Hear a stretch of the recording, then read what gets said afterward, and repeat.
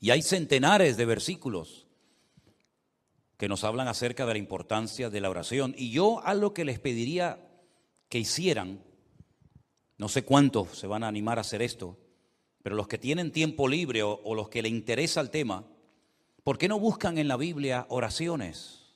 Oraciones de hombres, oraciones de mujeres, oraciones que se hicieron en momentos puntuales y que se obtuvo un resultado tremendo. Hay oraciones preciosas, preciosas. Por ejemplo, la oración de Daniel en Babilonia, una oración espectacular. La oración, por ejemplo, que elevó el pueblo de Dios en momentos de urgencia nacional en los tiempos de la reina Esther.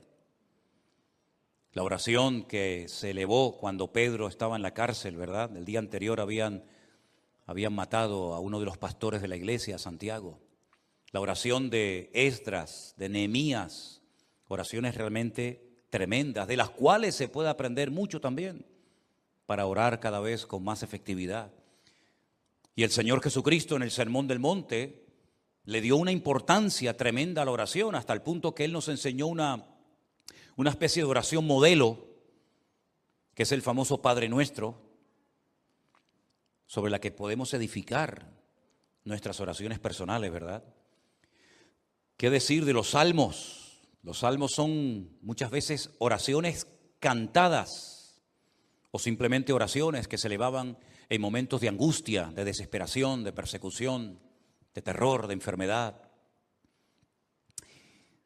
Y hay un versículo que dice que la oración eficaz del justo puede mucho. Recuerden esa palabra, eficaz. Algunos citan el versículo, pero se olvidan de esta palabra, que es la clave. Porque el texto no dice que la oración del justo puede mucho.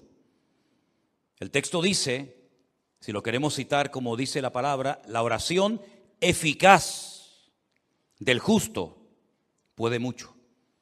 Luego nos da a entender la Escritura que hay oraciones que no salen del techo. Oraciones que no son eficaces, porque no reúnen las condiciones, no tienen los ingredientes bíblicos para que sea una oración efectiva y poderosa y que obtenga resultados. Porque no solamente nos alegra saber que nuestro Dios, cuando oramos, nos escucha, nos oye, sino que además nuestro Dios también responde a la oración que hemos hecho. Y esta es la confianza que tenemos en Él, que si pedimos alguna cosa conforme a su voluntad, Él nos oye. Y si nos oye, sabemos que tenemos las peticiones que le hayamos hecho, ¿verdad? También dice la Biblia, y ustedes conocen esa palabra que dice, no reciben porque piden mal. Luego hay una forma de pedir, pero mal. Y entonces, como es una forma de pedir incorrecta, no recibe respuesta, no recibe resultados. Lo bueno de la oración es que se puede hacer en cualquier lugar, a cualquier hora y en cualquier postura. Por ejemplo, es curioso notar que cuando fue derramado el Espíritu Santo en el día de Pentecostés, Hechos capítulo 2, estaban orando juntos, sentados. Curioso, ¿verdad? Uno se imagina que estarían seguramente de rodillas o tal vez de pie. No, dice, estaban sentados. Luego vemos que se puede orar sentado. Y se puede orar de pie. Y se puede orar postrado en una cama. Y se puede orar en cualquier postura. Y Dios escucha la oración de la persona que lo hace. Y no tiene uno que ir a un sitio en particular para que Dios escuche y responda a tu oración, sino que puedes orar en tu coche, en el hospital, en la cárcel, en la iglesia, en tu casa, cuando vas a trabajar, caminando por la calle, mientras cocinas. La oración se puede hacer de cualquier postura y en cualquier lugar y a cualquier hora. Puedes orar de día, de tarde, de noche, de madrugada, cuando quieras, con voz alta o con voz baja, ¿verdad? La oración es algo realmente increíble. Dios la ha puesto tan fácil, tan accesible para sus hijos, que no hay excusa para no orar cuando queramos y donde queramos y en la postura que estemos. Amén. Imagínate que el Señor dijera, solamente voy a oírles si van a tal sitio y se ponen de esta manera a tal hora. Pero gracias al Señor no hay barreras para la oración. El Señor la ha puesto accesible para todos sus hijos cuando ellos quieran. Vamos a ver 3 ejemplos de oración en los cuales llevo pensando hace días y hoy me he decidido a compartir este mensaje. Vamos a ver una oración que se elevó en el Antiguo Testamento, en Primera de Reyes capítulo 18, por parte de un grupo grande de hombres que eran servidores de un ídolo llamado Baal. La palabra Baal en el Antiguo Testamento en hebreo significa Señor. Baal significa Señor. Baalí es mi Señor. Es decir, que se le puede llamar a Dios Baal, no, porque la palabra para Señor, para nuestro Dios es Adonai, Adonai. Pero la palabra Baal también significa Señor y es la palabra que Sara utilizaba para dirigirse a su marido. Dice la Biblia que ella llamaba a su marido Señor. ¿Cómo lo llamaba? Baalí, mi Señor. Pero no utilizaba Adonai, porque ese es el nombre que se utiliza únicamente para nuestro Dios. Y estos hombres oraban y hacían una serie de cosas que aparentemente eran muy llamativas, pero no eran oraciones eficaces. No obtuvieron resultado. Es más, hicieron el ridículo, pero ni aún así reconocieron que se estaban equivocando en su forma de orar y a quién dirigían sus oraciones. Primera de Reyes capítulo 18, encontramos a Elías en una cordillera montañosa al norte de Israel, cerca de la costa llamada la cordillera o el Monte Carmelo, donde hoy en día hay un mirador muy bonito al cual me gusta llevar a los hermanos cuando van a visitar a Israel, porque desde una azotea hay una panorámica espectacular. Yo creo que es una de las visiones más hermosas del mundo. Es el Valle de Meguido, donde se va a llevar a cabo la famosa batalla de Armagedón. Y es una visión tremenda porque desde esa azotea puedes explicar casi 3/4 partes de la Biblia. Allí dices, mira, allí se produjo la muerte de Saúl y de sus hijos por mano de los filisteos. En aquel monte fue la transfiguración del Señor Jesucristo cuando se apareció Moisés y Elías. Mira, ¿ves allí? Allí fue donde peleó Débora, Barak, Sísara en la batalla, ¿verdad? Mira, ¿ves aquello? Aquel es el famoso monte Hermón, allá a lo lejos, que menciona el Salmo 133. Y puedes explicar muchas cosas de la Biblia. Y por supuesto cosas que van a ocurrir en el libro del Apocalipsis, según se nos relata. Y en ese monte, Elías convocó a todo el liderazgo del culto falso a Baal. Y oraban de tal manera que sorprende mucho lo que ellos hacían. Vamos a leer a partir del versículo 26. Primera de Reyes 18, 26. Ellos tomaron el buey que les fue dado y lo prepararon. E invocaron el nombre de Baal desde la mañana hasta el mediodía, diciendo, Baal, respóndenos. Pero no había voz ni quien respondiese. Entre tanto, ellos andaban saltando cerca del altar que habían hecho. Todos conocemos la historia. Elías le dijo, orad, clamad, invocad a vuestro Dios. Y si vuestro Dios es el verdadero, que responda por fuego, que lo demuestre. Y después yo oraré a mi Dios.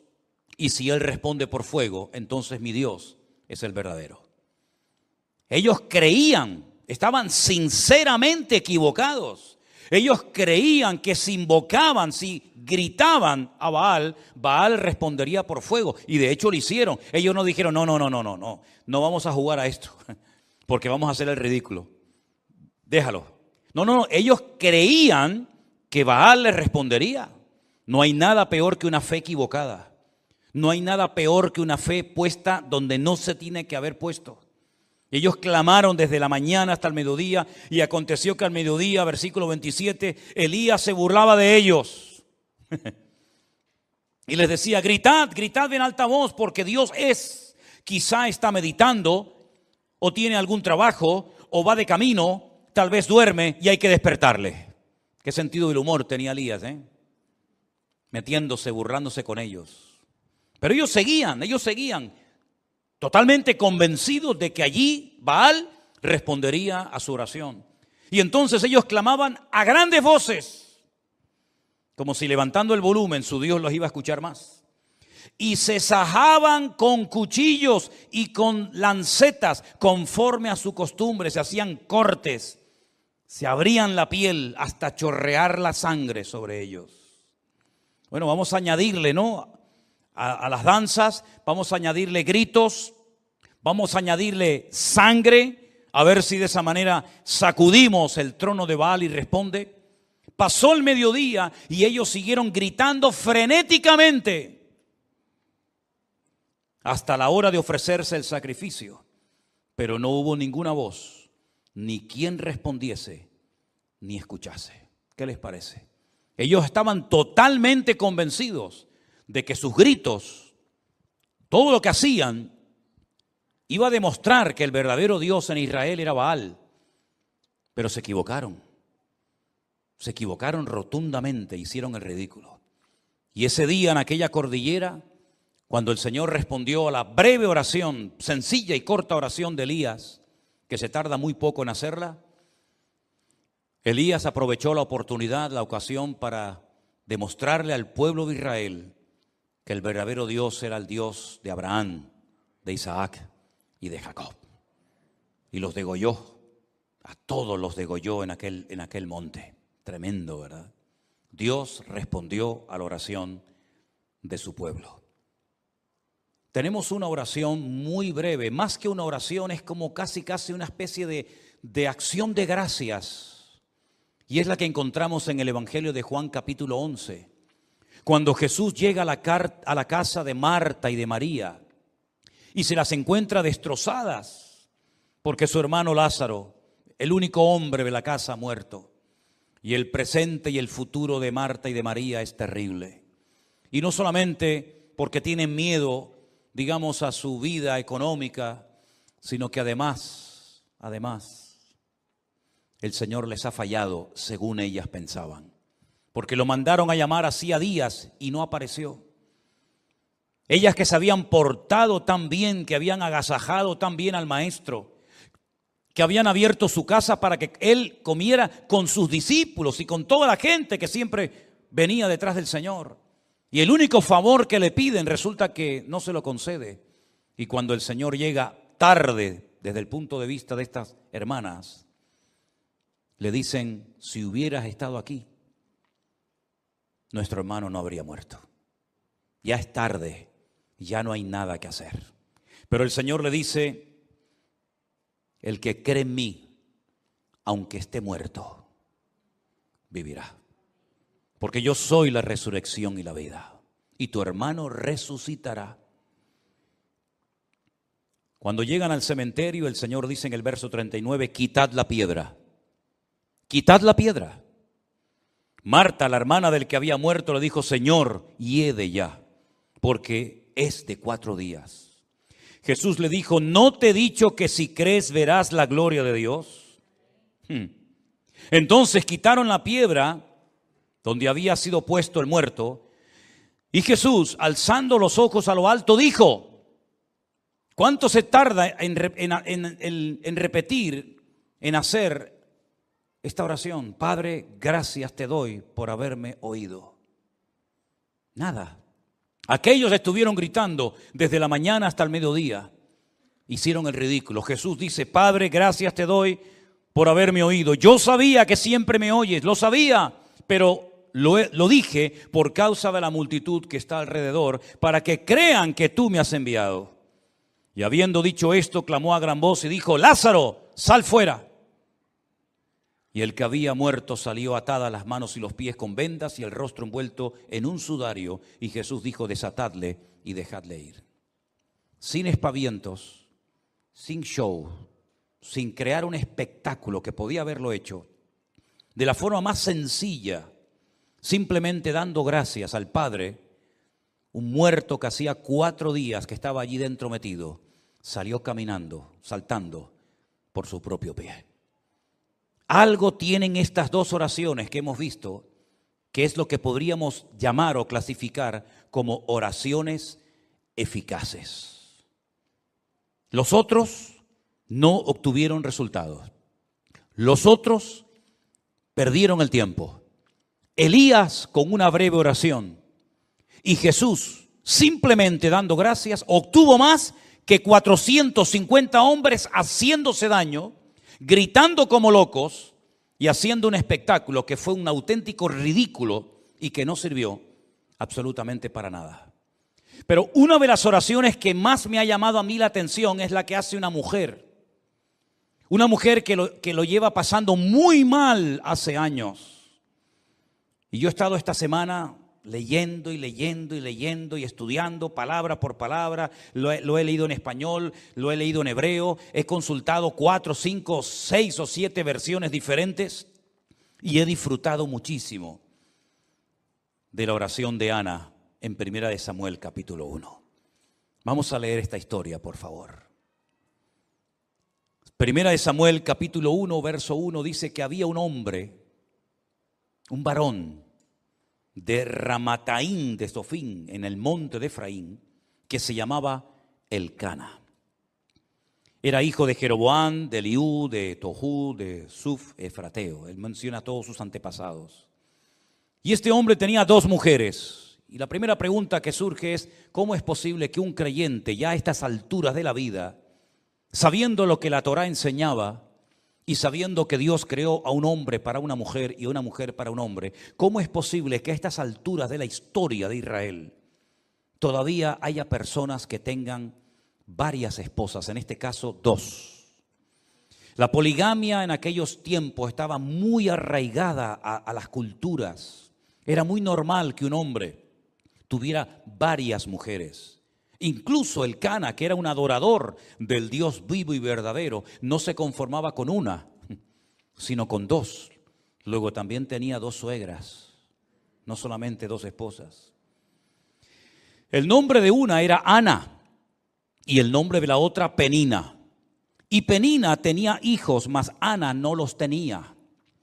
Ahora, había una costumbre que cuando un hombre tenía varias esposas, a una la tenía única y exclusivamente para presumir de lo hermosa que era, y a las otras las tenía para parir hijos, para que de esta manera, digamos, que se pudiera conservar mejor físicamente. Pero también en la cultura de la época, una mujer estéril, una mujer que no podía dar a luz hijos, en aquella época, se consideraba una maldición, porque Dios es el dador de la vida y es el que impide, o el que ellos creían que impedía, que una mujer fuera estéril. Pero Ana, como buena creyente que era, sabía que en el pasado mujeres estériles como ella habían sido sanadas milagrosamente por el poder de Dios. Y la primera mujer que seguramente Ana tenía en su mente era la matriarca Sara, la esposa del patriarca Abraham, que siendo estéril y de avanzada edad, el Señor la visitó y tuvo a un hijo llamado Risa o Isaac. Y no solamente ella pensaba en Sara, sino después pensaba seguramente también en la esposa con la que se casó Isaac, que por cierto también fue estéril, Rebeca. Pero el Señor, dice la Biblia, que la sanó cuando su marido oró por ella. Y después quedó embarazada de 2 hijos, gemelos, Jacob y Esaú. Y curiosamente, la tercera generación, Raquel, también es una mujer estéril, pero era la mujer que Jacob amaba con toda su alma y con todo su corazón. Y Dios la sanó y tuvo 2 hijos de ella, José y Benjamín, y murió en el parto de uno de ellos. Así que ella sabía perfectamente que si Dios quería, la podía sanar, como sanó a estas 3 mujeres y como sanó a la madre de Sansón y probablemente a alguna otra mujer que ni siquiera menciona en la Biblia. Ahora, lo interesante de la historia es que todos los años, versículo 3, aquel varón, es decir, Elcana, subía de su ciudad para adorar y ofrecer sacrificios al Señor de los ejércitos en Shilo. En aquel tiempo el tabernáculo estaba en aquel lugar llamado Shilo, donde estuvo muchísimos años. Y allí había los hijos de Elí, que era el sacerdote de la época, hijos que se llamaban Ofni y Fines, o Pinjas, como se dice en hebreo. que eran sacerdotes de Dios. Cuando llegaba el día en el que Elcana ofrecía el sacrificio, le daba a Penina su mujer y a todos sus hijos y a todas sus hijas, a cada uno su parte. Pero a Ana, aunque Jehová no le había dado, a Ana le daba una parte escogida porque amaba a Ana, aunque el Señor no le había concebido tener hijos. Y su rival, Penina, escuchen, la irritaba, la enojaba y la entristecía, porque el Señor no le había concedido tener hijos. Todos los años la misma historia. Todos los años, cada vez que se trasladaban de su ciudad a Shilo para adorar al Señor y presentar los sacrificios correspondientes, porque todavía no existía el templo de Jerusalén, todos los años la misma historia. La otra se reía, enfadaba, se burlaba, pinchaba, irritaba a Ana. Todos los años la misma canción. ¿Cuántos años estuvo así? No lo sabemos. Pero dice que lo hacía cada año cuando subían a la casa de Dios, la irritaba así, por lo cual Ana lloraba y no comía. Alguien diría hoy en día que estaba en depresión. Todo el día llorando y sin ganas de comer, depresión seguro. Y ahora resulta que el cabeza del hogar, el responsable de la vida de ese hogar, su marido, Elcana, le hace varias preguntas a su esposa. La primera, ¿por qué lloras? ¿Por qué no comes? ¿Y por qué está afligido tu corazón? No se entera de nada. ¿Tú no sabes por qué llora tu mujer? ¿Tú no sabes por qué está sin ganas de comer? ¿Tú no sabes por qué lo pasa mal? Como si fuera algo imposible de conocer. Si es un secreto a voces. Tu mujer lo está pasando mal y tú no haces nada para ayudarla. Tú no oras por ella. Dice la Biblia que Isaac oró por su mujer y Dios la sanó. Pero Elcana tiene un problemón en la familia, en el hogar, y no sabe cómo resolverlo. Y no hay nada peor que un hombre en una casa ciego y sordo espiritualmente hablando, que no sabe cómo resolver los problemas espirituales de su hogar, que no sabe cómo actuar como un hijo de Dios, y que lo único que sabe es ¿por qué? ¿Qué te pasa? ¿Por qué estás todo el día llorando? ¿Por qué no quieres comer? Dice, ¿por qué está afligido tu corazón? ¿No soy yo mejor que 10 hijos? Pues no, sinceramente no. Tú no eres mejor que 10 hijos. Todos los años la misma situación. Una mujer creyente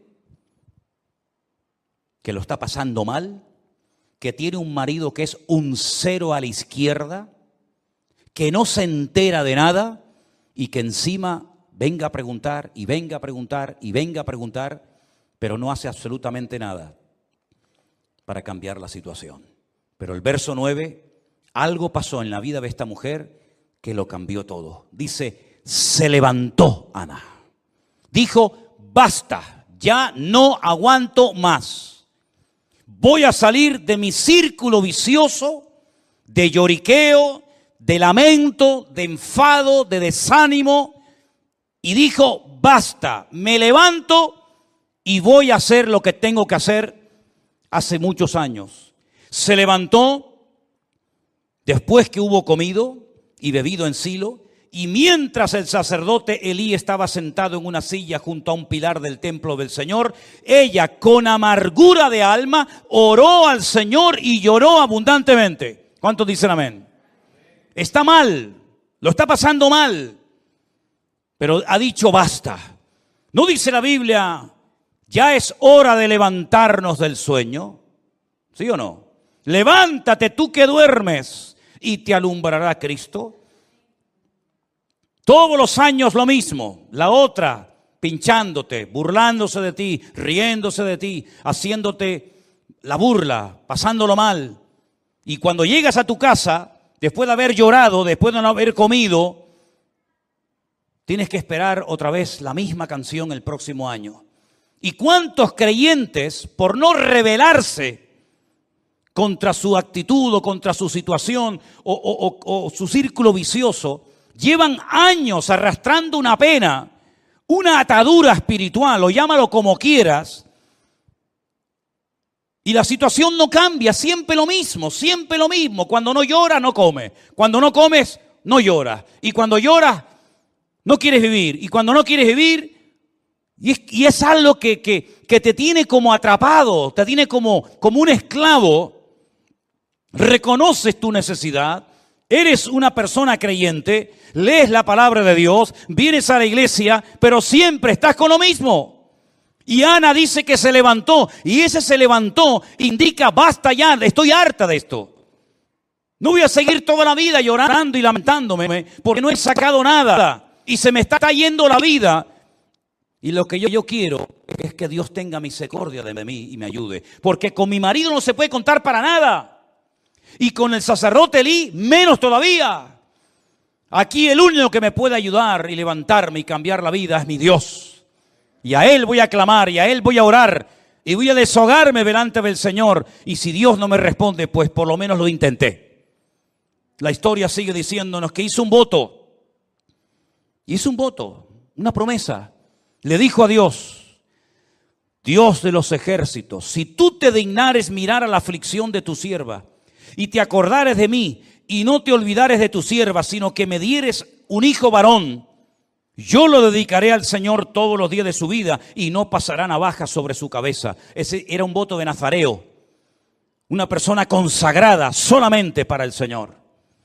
Mientras ella oraba largamente delante del Señor, Elí la estaba observando y veía que se le movía la boca. Pero Ana hablaba en su corazón, solamente se movían sus labios y su voz no se oía. Y Elí la tuvo por ebria. Tiene menos discernimiento que un mosquito este hombre. Si el marido era un inútil, con el cual no se podía contar para nada, con Elí menos todavía. Porque supuestamente este es el hombre de Dios.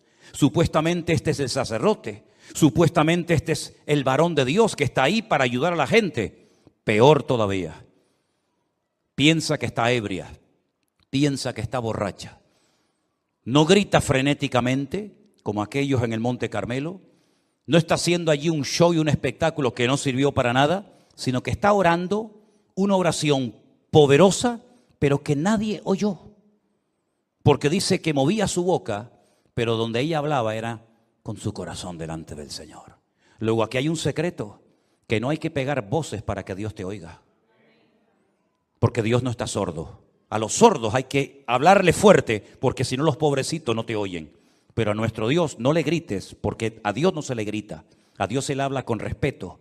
Y Dios escucha la oración, aunque apenas se oiga. Y aunque a esta pobre mujer la tengan por ebria.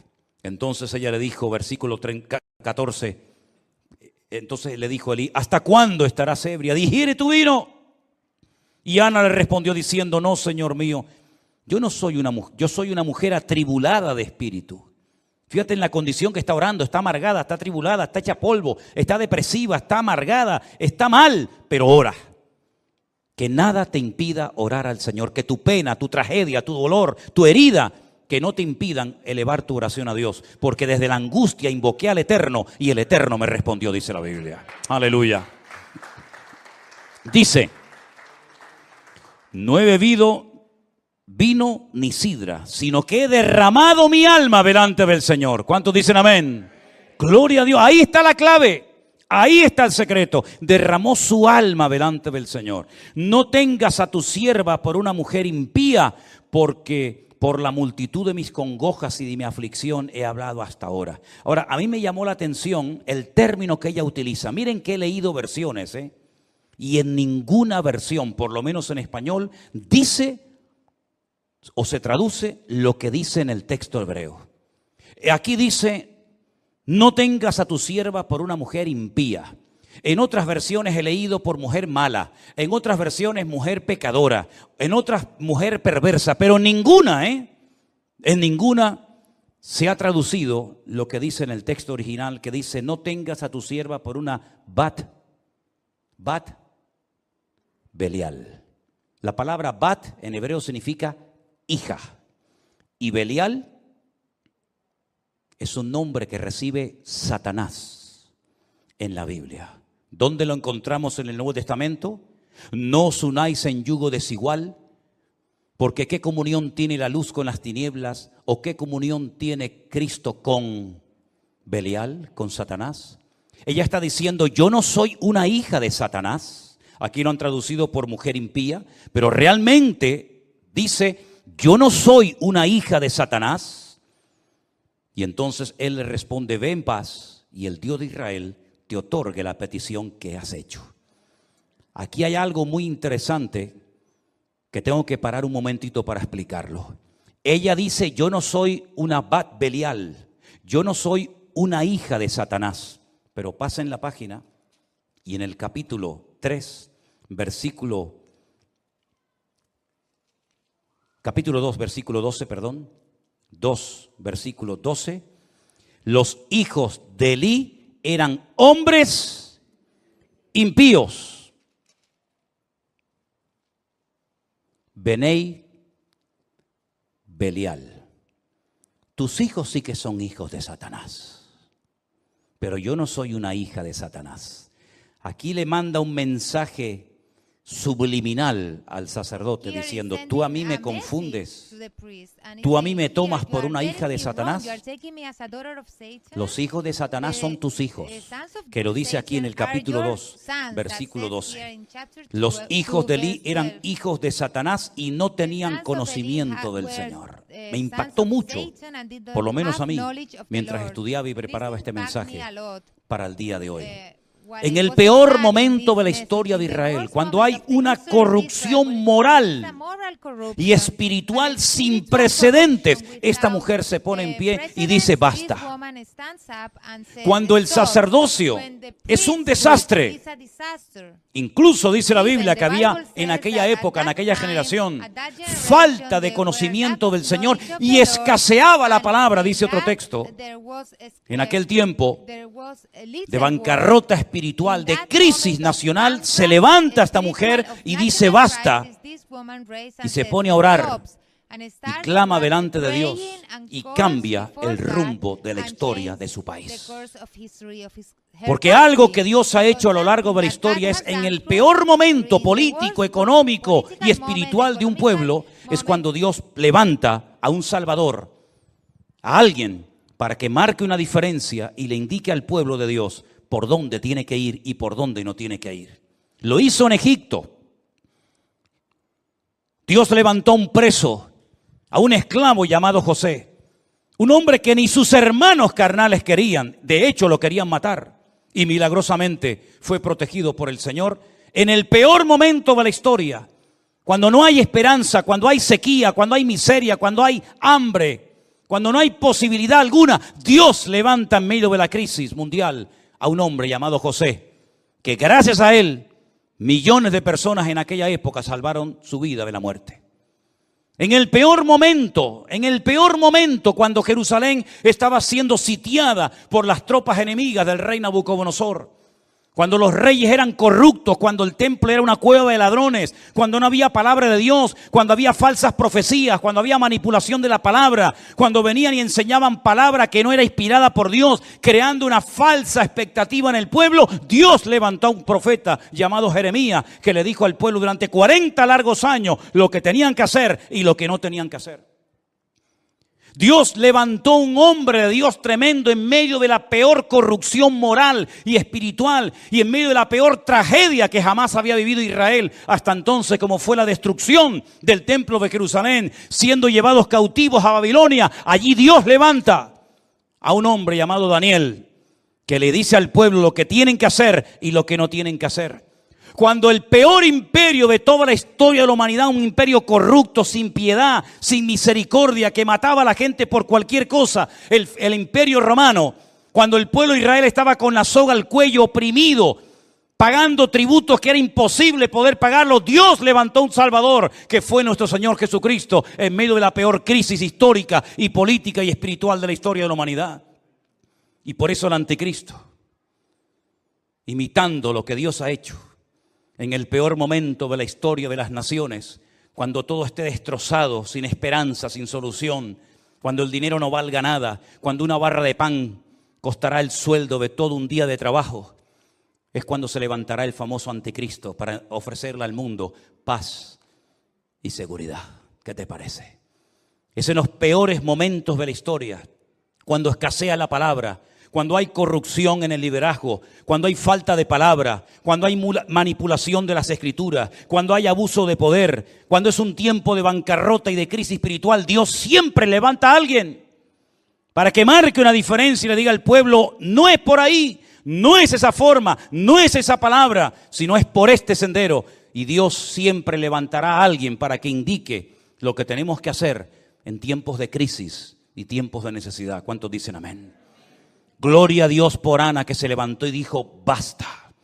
Porque si ese año, con sus llantos, con sus lamentos, con su irritación, con su enfado, con su depresión, si hubiera vuelto otra vez a Ramataín, donde vivía Elcana y la otra, hubiera sido siempre lo mismo, y la historia se hubiera perdido al hombre que marcó una diferencia en la historia de Israel, como yo creo como ningún otro.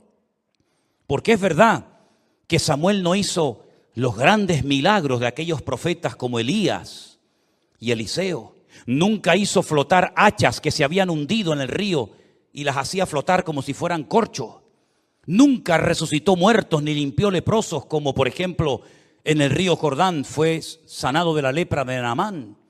Nunca hizo milagros espectaculares, pero Samuel entendió el corazón de Dios como nadie. Fue ese eslabón entre los jueces que ya no servían y entre esa futura monarquía que iba a llevar al país a una profunda depresión y a una crisis sin precedentes. Fue un hombre que marcó una diferencia y que siempre tuvo palabra de Dios específica para los hombres que querían agradar al Señor en aquella época. Fue el que preparó a muchos profetas que luego ayudaron a los reyes, ¿verdad?, como consejeros en el palacio, aquella escuela de profetas que estaba, por ejemplo, en Jericó. La historia se hubiera perdido a un gran varón de Dios si aquella mujer no hubiera dicho: basta, basta del llanto, basta del lamento, basta. No dependas de ningún hombre, no dependas de nada ni de nadie, depende solamente de Dios, hermano y hermana.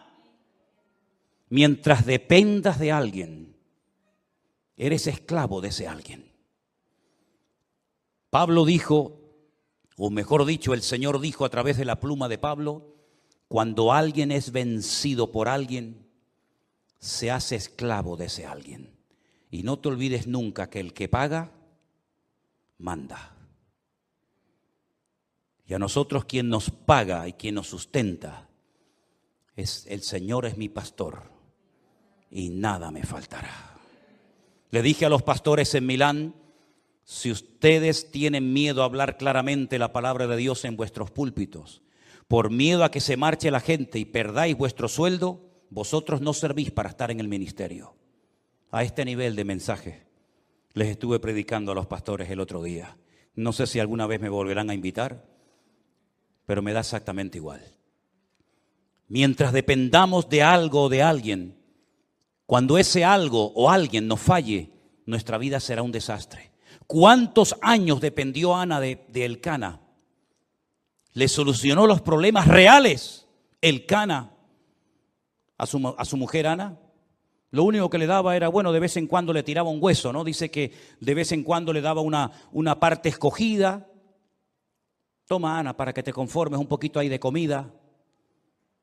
Pero el problema real nunca supo solucionarlo, porque un hombre que no es de Dios no puede ser tu guía y tu sustentador y la persona que te cubra espiritualmente hablando. Elcana era un religioso que iba todos los años a Shilo a adorar a Dios, pero nunca supo solucionar el problema que tenía en su casa, que era una mujer deprimida. ¿Y por qué no supo solucionarlo? Porque las personas que no tienen una íntima comunión con Dios son ciegos, son torpes y no saben cómo resolver algo porque no tienen las herramientas espirituales para poder solucionarlo.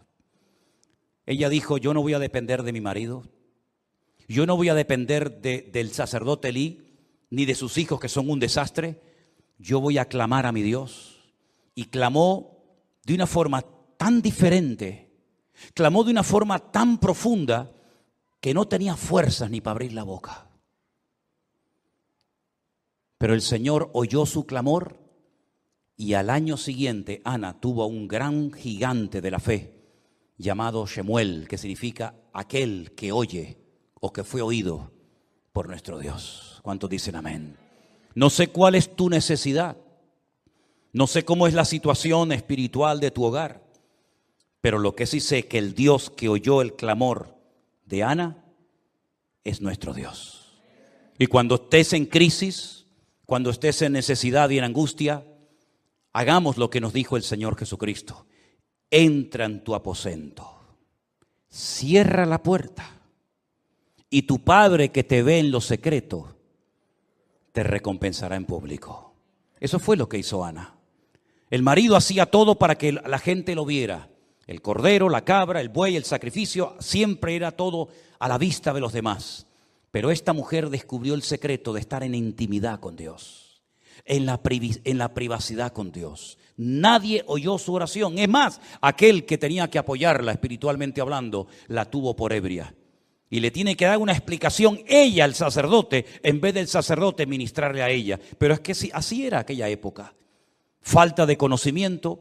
Un niño, el de ella, Samuel de pequeño, oía mejor la voz de Dios que el mismo sacerdote, que estaba ya tan cansado y estaba tan desgastado por fuera y por dentro, que ya estaba sordo a la voz de Dios.